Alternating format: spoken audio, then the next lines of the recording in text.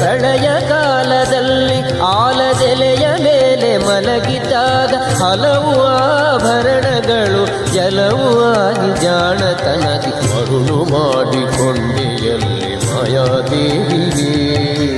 ಇರುಳು ಹಗಲು ಏಕವಾಗಿ ಹರಿಯು ನಿನ್ನ ಬಿಡದಿ ಪಂಕ್ತಿ ಮರುಳು ಮಾಡಿಕೊಂಡೆಯಲ್ಲಿ ಮಾಯಾದೇವಿಯೇ.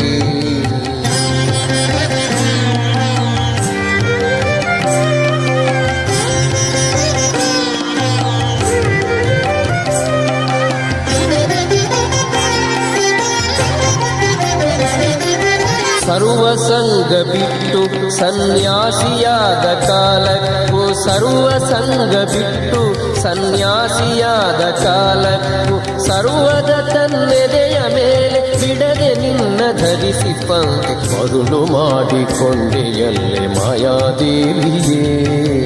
ಇರುಳು ಹಗಲು ಏಕವ